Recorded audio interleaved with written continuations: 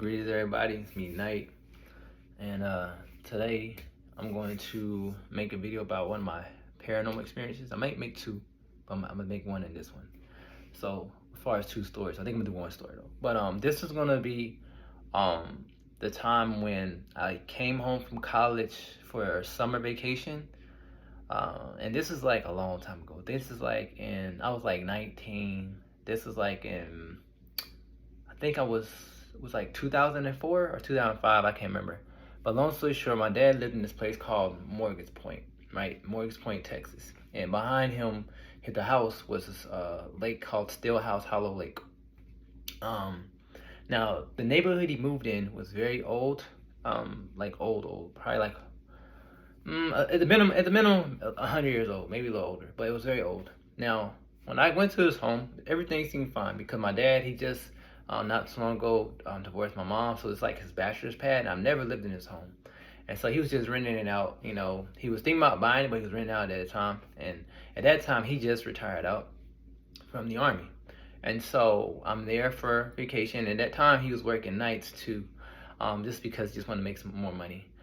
So I'm there, and the first thing I noticed when I got to the home, I noticed that the house that my dad bought, compared to all the houses in the neighborhood and pretty much most of the Texas that I've never seen, this house was shaped like a triangle, kind of like a pyramid shape technically, but it was just wooden. So, and I was like, that's odd, but I didn't question it. Everything around the house was glass. So the whole house was glass, the front, and then the back of the house, you could see the lake, and it had like a big patio, and then there's a cliff. So I would say the backyard is probably like, if you go about 100 feet, there's a drop-off cliff, and you just see a lake and jagged edges.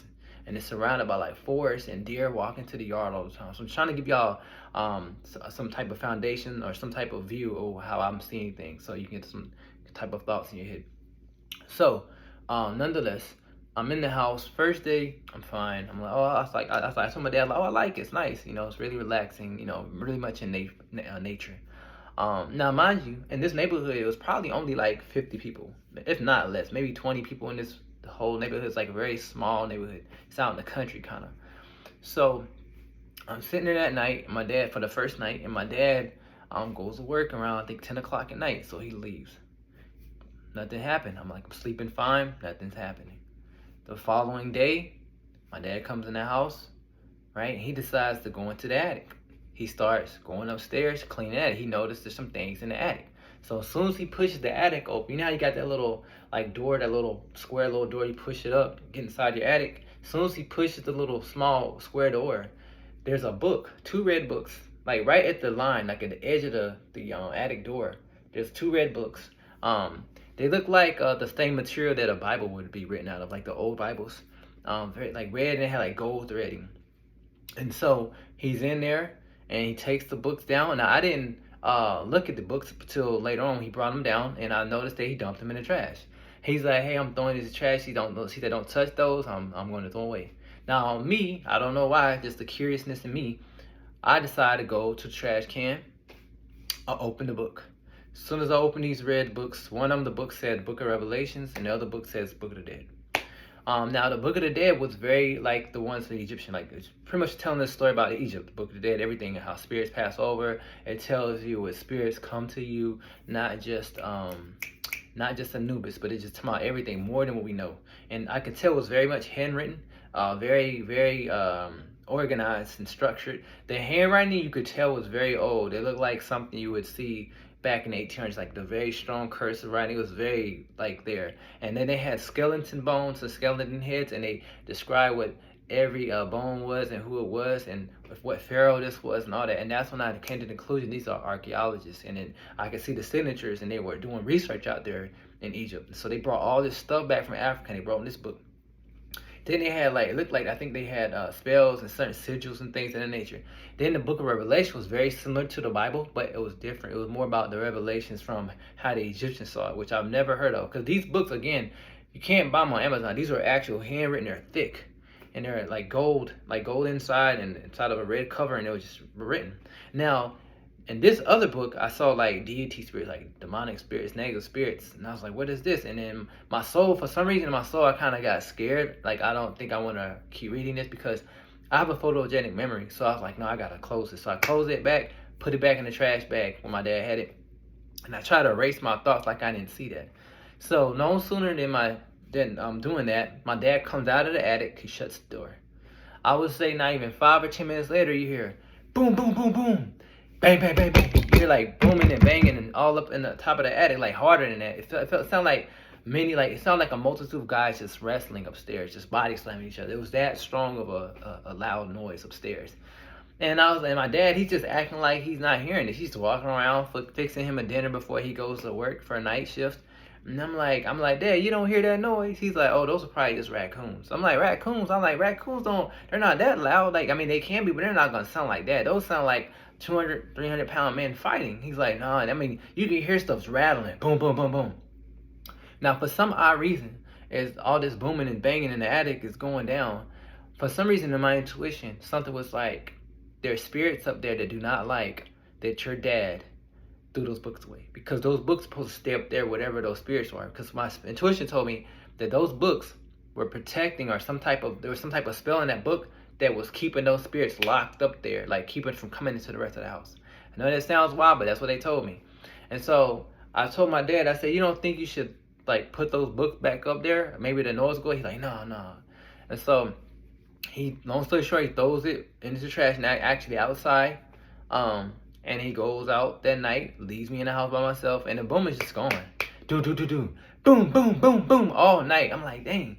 Then it stops like probably like an hour after he left. Not all night, but an hour after he left. And then I try to go to sleep. And I have the TV on, and I'm in the living room. Now, mind you, I told you behind my house is a lake, and then my dad didn't have blinds, so imagine this, just all windows with no blinds, so you just see nothing but water and darkness. And so all of a sudden, as I'm sitting there, I'm looking at the ventilation in my house, in my dad's house, and I start seeing this like fog of smoke, look like fog coming out of the ventilation, which I knew was coming from the attic. And I didn't know what it was. At first, I'm like, I don't have the AC. I was trying to think, I was like, what is going on? And something was like, those are spirits. And all of a sudden, I started seeing like apparitions all over around me in the living room. Now, at this time, I'm not as protected or feeling protected like I am now. I wasn't even doing what I'm doing now, and I just, I was Christian and all that. I prayed, them things didn't go away. So I got so scared, my car was outside. I ran that night, didn't even lock the door, got in my car and drove back to my dad's old apartment we used to live at, and I just slept in the parking lot. And then I came back that morning before my dad got home. So when I came back, it was like 6:30 in the morning. My dad don't come until 7:30. So I come home. As soon as I close the door, I say like 30 minutes later, I hear a doorbell ring. And I'm like, what's the doorbell ringing? The sun's barely up at 7 o'clock now. My dad's not home. So my blinds are closed, but I can see like a little bit through the blinds, kind of like these.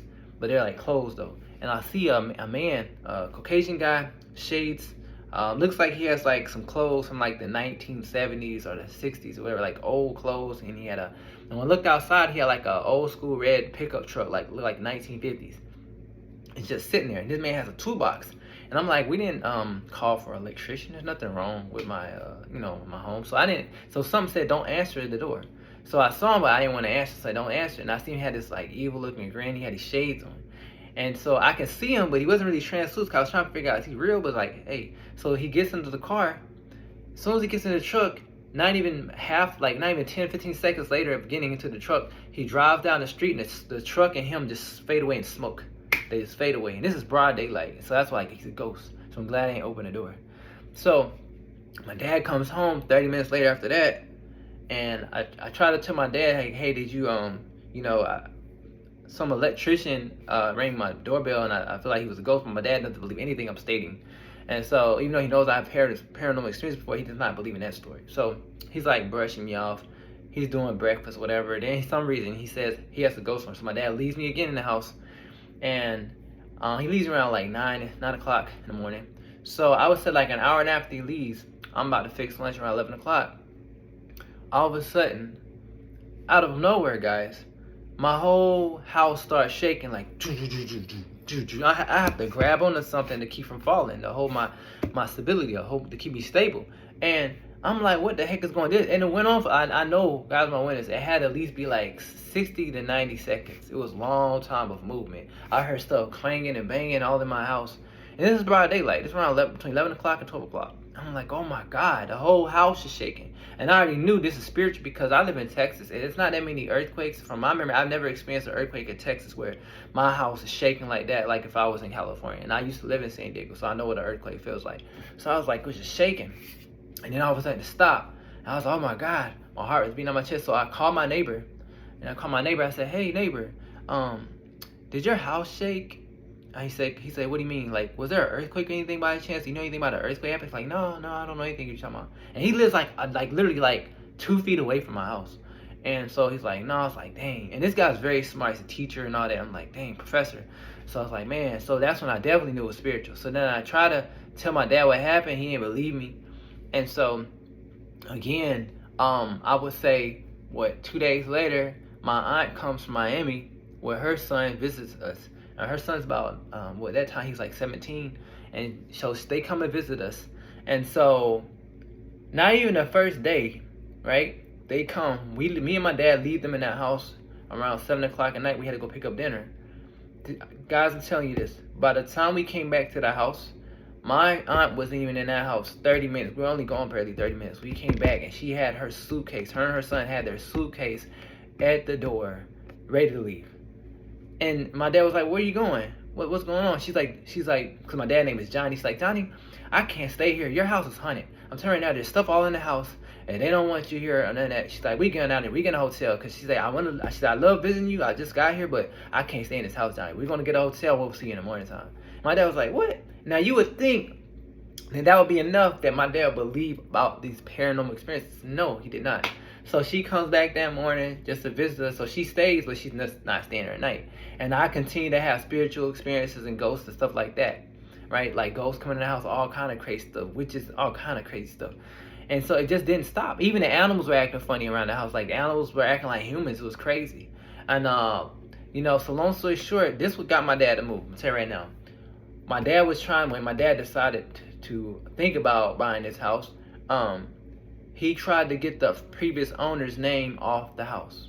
And for some reason it wouldn't. He would go to the court, he would try to get the paperwork done, but somehow their name would magically appear on paperwork, or things couldn't get my dad's name. And these people were not here living no more. It's crazy. My dad, he was tired of spending money trying to get things done to get the house. And then he still stayed because he's like, I'm gonna rent it out for a little longer. But really pushed him over the edge was the I'm trying to think, when the electric, so what it is, the bill kept getting high, the electric bill, right? And so what happened was the meter, that's what I was gonna say, the meter kept making our bill high. And so at first my dad was like, are you watching a lot of TV or something like that? I was like, no. And I already knew it was paranormal experiences. The spirits raising the energy in the house so much, messing with the bill. And that's what made my dad break his lease and leave, which is crazy. When my dad, he didn't get scared of none of that stuff. He wasn't caring about none of that, even though whether he experienced what I experienced or not. It was more about that. And then that's what got me saved out of that house. And it wasn't not going to be there permanently. I was just trying to have a good summer vacation in there, and I really didn't have a good summer there. You know, it was wild, man. That was my haunted house story with that, you know. And I really feel like my dad would have kept that stuff in there, at least would have been safer than what it was. And then my second one, which is a very brief one, and I'm not telling y'all don't do this. My second spiritual story was I was in my mother's house, which is a brand new house at the time. She had a brand spanking new house, brand new land, everything, right? And granted, the land might not have been good, but it was brand new. So I'm with her, right, same time, around the same summer, but like 2 weeks later, and she's watching the show Ghost Hunters, and the reality show Ghost Hunters. And so these guys are going to a castle somewhere in Britain or somewhere in the United Kingdom somewhere, and it's really old, and they're walking around the house, not the house, the castle, I'm sorry, the castle. And I'm watching it, and my mom's cooking chicken. Now, when y'all cooking chicken, if you're frying, you can hear it popping, it's loud. My mom can't hear it. So she asked me, hey, what are the guys on the television saying? And me not really thinking in the right mindset, because normally I don't like to repeat stuff that I hear. But the guys, I'm not going to say his name, so I'm going to say such and such. I'm not going to say the person's real name, the ghost. But in the show, they told the spirit, because they're in the castle looking for him, they're ghost hunting. They said, such and such, not 3 times if you hear me. And as soon as they said that, that's when inside where they're at, it was a knock inside the castle. It was like, like that 3 times. Then they, that's what they did. So my mom told me, hey, what did they say? And I said that same thing. I said, Mom, they just said, but I actually said the spirit's name though. That's the difference. So I actually said the person's name. So for you guys, I'm just gonna say such and such. So I said, Mom, they say such and such, not 3 times. And as soon as I stated that, and mind you, I'm in my house. This is a pre-recorded program on national TV that was recorded like 3 months before I even saw it, which was in United Kingdom. As soon as I made that statement with such, like not 3 times, you hear me? As soon as I said it was broad daylight too, guys. So it was lunchtime. Now, mind you, I was a Christian at the time. My mom was too. I don't do anything that I'm doing now, as far as cheering or anything like that. All of a sudden, as soon as I said that, I hear dun dun dun, and it was like dun dun dun. It was doing it every 3 times, but like in a pattern, and they kept doing it. Dun dun dun. Then they just going harder and harder, and then my mom, she comes in the kitchen. She's like, "What the hell?" She said, "What did you do?" She already knew, for somehow I guess her motherly instinct knew that I must have called something out, but I didn't know. I was just repeating the person's name on the castle, and then my door was rattling, y'all. I'm telling you, my door was rattling off the hinges, and I was so scared. I just started praying to God, like in Jesus' name. I was just praying in the back of the house, in my mom's room or whatever. I was praying and I was hoping it would go. And I probably was praying for like almost 2 minutes, and then all of a sudden it got quiet, and then the door stopped knocking. And then I got up, my mom was crying. My mom was like, "Boy, don't you ever do that again." I said, "I ain't doing anything." I said, "I just repeated what you told me to say." And, because in my family, we try not to repeat stuff if we ever hear spirits or anything like that. But I didn't think it's coming from the TV. So technically, what I'm trying to tell you, what happened was, from my intuition, from my perspective, that spirit was able to somehow travel and reach out, because, the TV is like a portal. It's like a black, and screen's like a portal. And it knocked on my door, and it was just getting at us, It was crazy. And so, yeah, that was a paranormal experience that was wild, man. Wild, wild, wild. Then I had I think I'm going to make this my last one. I make 2 more.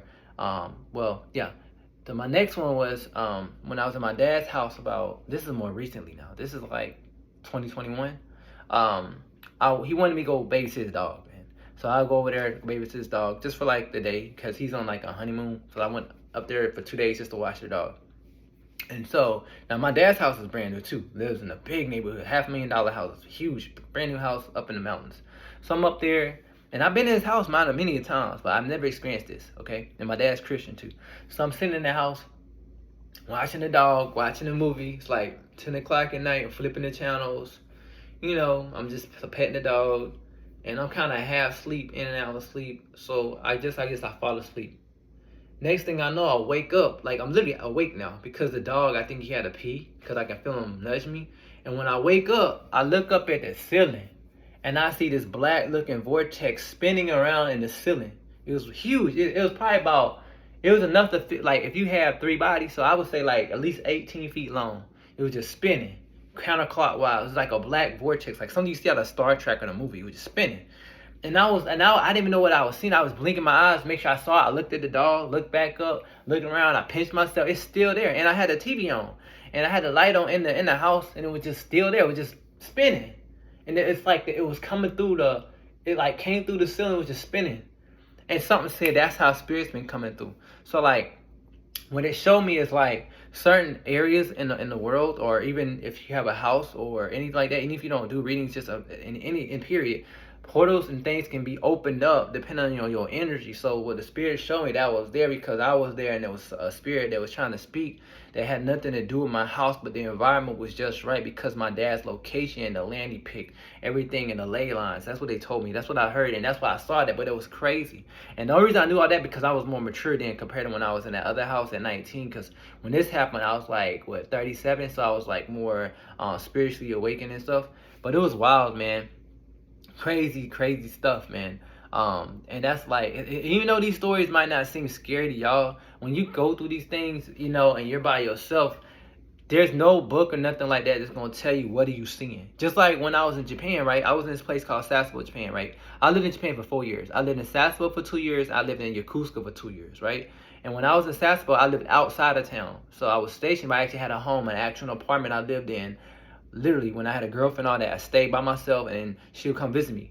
Now, one day, I was coming home, and I have a little stand-up mirror. God's my witness. I go there, and I'm sitting in my room about to eat me some dinner, right? some Japanese food, and I look in the left. Now, and again, this is before me doing any of this. I was just a regular military guy, not into this stuff, still in my Christian ways. And I look in the mirror and I see this reptilian looking being. He was dressed in like medieval armor and he looked like a lizard face, just like you see those reptilians. And he looked at me with these yellow eyes.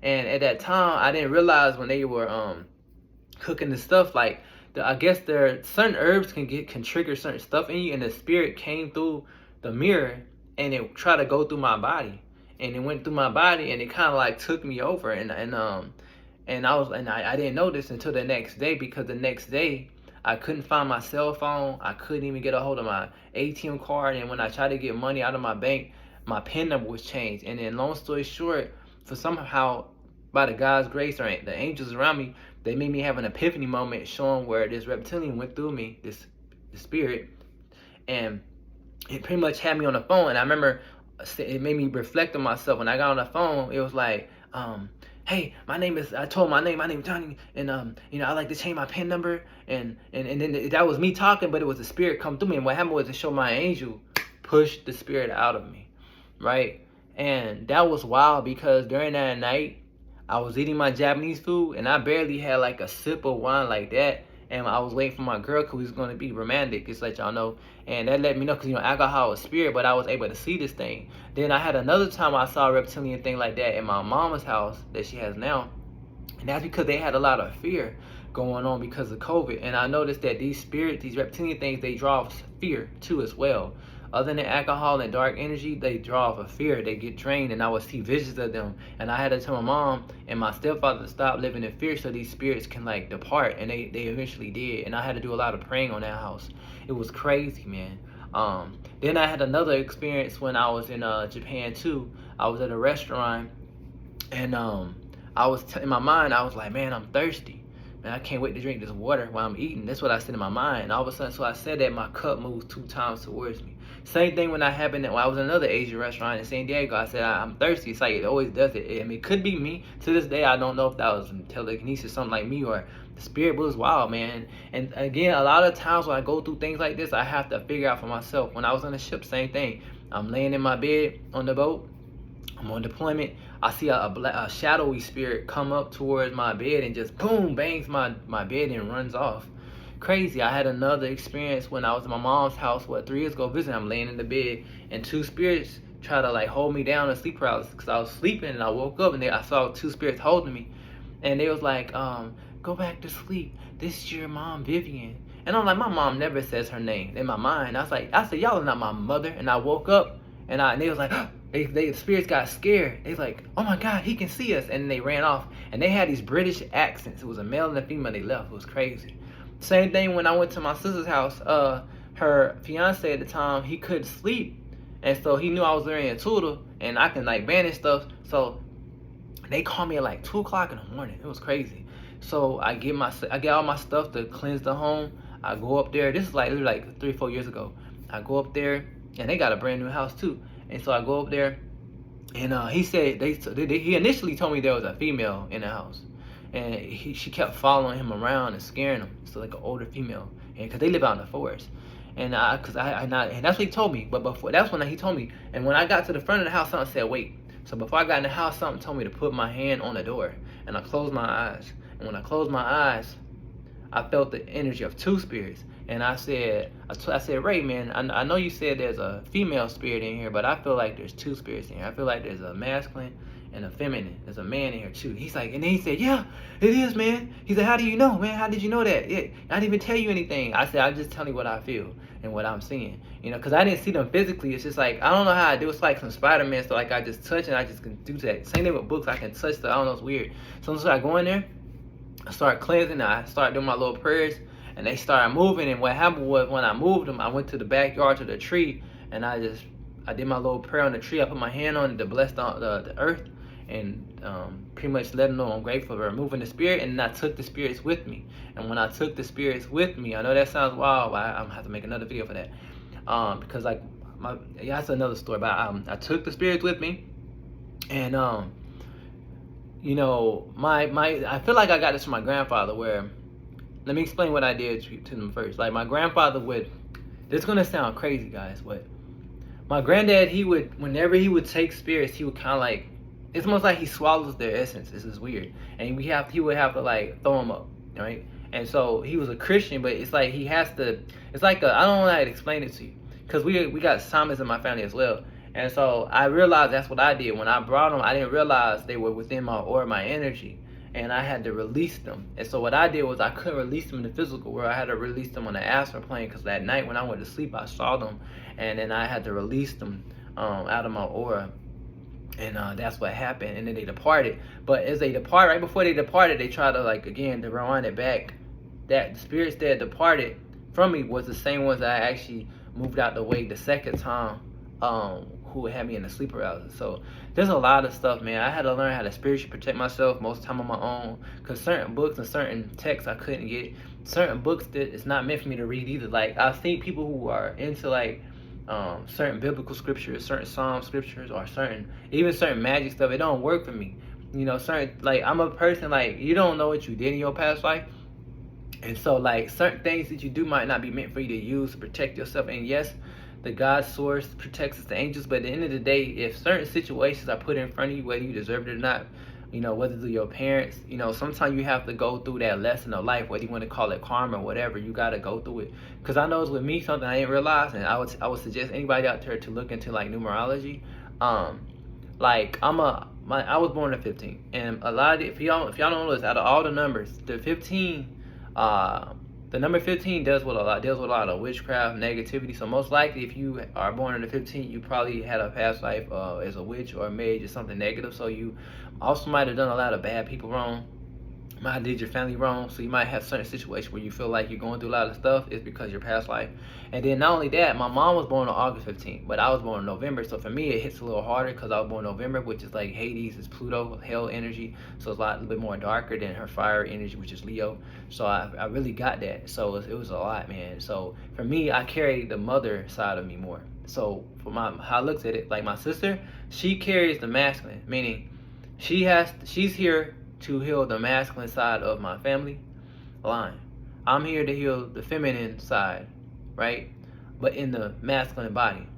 And that's another story for another time to figure out who's doing what. Because in my life, I used to always wonder, like, how, because I give you an example, right? I've always been a tough guy, but I always was wondering, like, why my sister always had this masculine energy and why she's so strongly connected with my dad and I was my mom. And we can always say that that's how it's supposed to be, but for me, being with my numerology, when I look at my birthday, I look at my astrology, all that stuff, and I put it all together, and on top of my spirits, and I see the spirits, the female guides around me. That's what it is. And then not only that, in my dream world, in the astral world, they literally, like, what was it, in 2019, it's almost like they indirectly demanded me, like where they came up to me and they were like, respect your divine feminine. It was like a spirit. She was like an apparition, and she came up to me and like on some poltergeist stuff, and she's like, respect. And it wasn't that I did anything bad. It was more like she wanted me to respect the divine feminine within me, and don't let anybody dim my light, even though me isn't in the form of a man, you know, because sometimes us men, we don't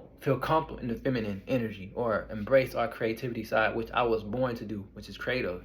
And so ever since then, that's why y'all, if y'all haven't noticed it, yeah, I've embraced and talked a little bit more on the females compared to the masculines. And this also shown with me and my sister, because I noticed that she was always more of the aggressor than me, and I was more the passive one when it came to arguments and disputes. It's just a lot of stuff that's like it's flipped in my family. I can't speak for y'all, and we're here to bring balance, me and my sister. But long story short, back on the paranormal experiences, that's for most of the part, most of my parents, well, some of the paranormal experiences. I have a lot more.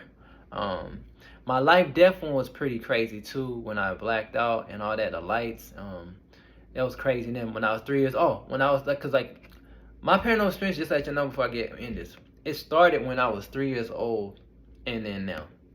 I was in Germany. I was in Berlin. My dad got stationed in Germany. We lived off base. All I knew was a German. I was going up the stairs. I had a bag of bread in my hand. I was 3 years old, and my shoes were untied. My dad told me to tie my shoe. I had one more step to go, and as soon as I reached for my shoe, I heard a female voice that was not my mother's. She said, no, don't do it. That's what I heard in my ear. Now, at first, I kind of paused and I wasn't going to do it, but that's like I don't know who that voice is. But I kept hearing my dad say, "Tie your shoe." Now me as a child, they always say respect your parent, and I listened to him even though I know I shouldn't have. And I flipped down the stairs like two flights of stairs backwards.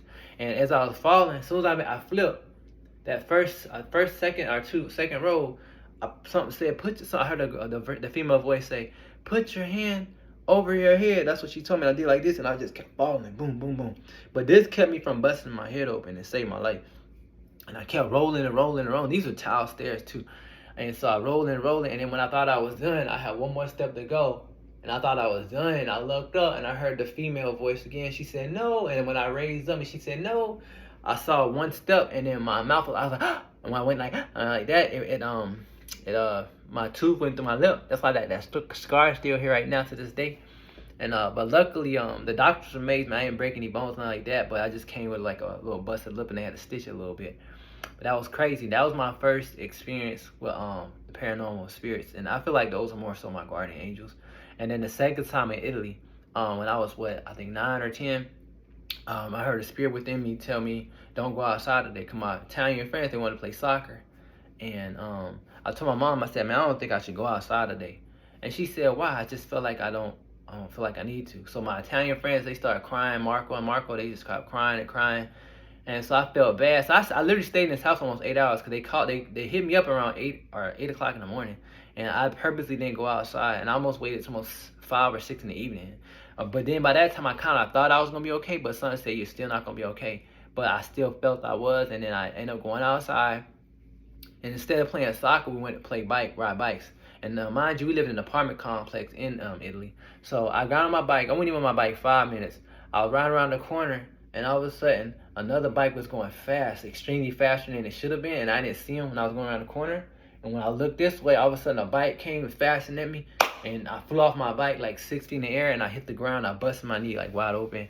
And was blood all over. It looked like I got shot. And they had to pick me up, put me in the shower. And there was blood all over the place. Then my mom had took me to the hospital. But luckily, I didn't need stitches. But the doctor said it would have been like a half an inch deeper. I probably wouldn't need stitches. But yeah, that happened there. It's just so much stuff, man. Like, my paranormal experiences, like as scary as they were, they always end up saving my life. So to this day, I try to like listen to myself. Like I had another one where I was going to go on a date with this girl, and the spirits around me did not want me to go on a date with this girl. And then when I went on a date with her, like before I went on a date with her, the car started shaking. Like literally, like I almost felt like I was about to hit somebody. Like the car literally started moving, and I was like, "What the hell's going on?" And so I told them I'm still going this day. I was so bold and ignorant, and I just was going. And when I went there, she ended up bringing another girl on a date. She didn't even tell me, and they end up being really mean to me, for no reason. And I know people like you have to have a reason for somebody to be mean to you. No. This is a whole different kind of scenario, and that's another story for another time. But they ended up running off on me, leaving me at the theater. It was crazy, man. It was crazy. And I was knowing this girl for like months. I never did anything wrong to her. She was a teacher, an actual teacher, man. It's crazy. And that was my first date I had come back to America after being in Japan, after having a long-term relationship. But again, I've had spirits tell me, "Hey, that girl you about to go on a date with, she's materialistic," and then I don't listen to them, and then they be spending money. And so I've learned that I have to, at least for me, I can't tell y'all, but I have to, for me, whether it be outwardly a spirit or my own soul telling me to don't do something, I'm not going to do anything, because I'm telling now it saved my life. It kept me from seeing a lot of spirits and ghosts, and even when I did, it protected me. And then sometimes I had spirits that didn't really bother me. Like I was at the gas station not too long ago, and out here in Nolanville, like it's a city called Nolanville, not too far from me. And my sister was pumping gas. I was with her, and all of a sudden, like I see a cowboy walk behind me, my car, I should say. And he had like black eyes. Caucasian guy, got a long beard, them long beards, and had a big old cowboy hat, a long coat, and he's walking. And then I'm looking in my rear mirror, and all of a sudden I see him turn his head because he know I'm there, and he walks past everybody, and nobody sees him. And he looks up and he's like that, like a "what's up?" Like, and then he walks up on the freeway, he just disappears in smoke. It's wild, man. So that's why. But see, it's stuff like that that make me look at hell, heaven, and all that differently, man. I'm telling you, because what I've come to realize is that, okay, there's a heavenly state, there's a hell state, but there's also like a purgatory state, but there's also a state where souls, because of free will, they choose to still run rapid here. Because certain souls are happy being what they're at. That's why you see some souls don't realize they're dead. They died of sporadic death. Like, if you see a soul that's might been drunk or just randomly driving and hit a tree real quick, and then hear stories about people saying they see kids every day at 12 o'clock walking past a tree. Yeah, or you see a soul keep jumping out of the house or jumping out of a hotel room every night at 10 o'clock or 12 o'clock. Yeah, those are souls that are like stuck in a certain state of mind, consciousness. And then some souls don't want to leave. Like angels always asking, hey, you want to come to heaven? You want to come to heaven? And they say no. They say no. They want to stay here. Staying in the graveyard, their souls always fighting back and forth all the time. Yeah, some souls can't believe they're gone. Some souls, they know they're gone. It's not like necessarily that they're demons. They're actually people's ancestors. That's why when I look at church, they have to stop thinking that all spirits or souls, not saying they all of them think like this, but all souls and spirits are not demons. All souls and spirits, they could be actually people's ancestors. They might be stuck in some type of limbo or some type of energetic field, and people need to wake up to this. And everything that's an alien is not an alien. They're just interdimensional creatures. A lot of the creatures that, from what I've seen, that we think are aliens, they're actually interdimensional. They can travel through the astral travel, pretty much, right? And they can take form, right? Whether you look at them as a reptilian, human, all that, right? That's why I look at it. You know, I'm not saying there's nothing outside of us, but a lot. I feel like half of the ones that we're seeing, they're interdimensional spirits. They just live on a different dimension, a plane. Just like when I look at the universe and the planets, I look at them as like, when they talk about light years, I look at it as like frequencies, and that's another story for another time. But yeah, man, there's just so much I've learned through my spiritual experiences, and I'm grateful, and I wish everybody be able to tap into their stuff, their gifts and things of that nature. You know, because one thing I've learned that like there's no reason to be sitting here fearing stuff. Cause once you fear and you kind of you give anything power, really, even if you don't believe in the devil or nothing, you giving negative energies power over you to a certain extent. You kind of dim your own light, and that's the whole mission, is for them to like tempt you.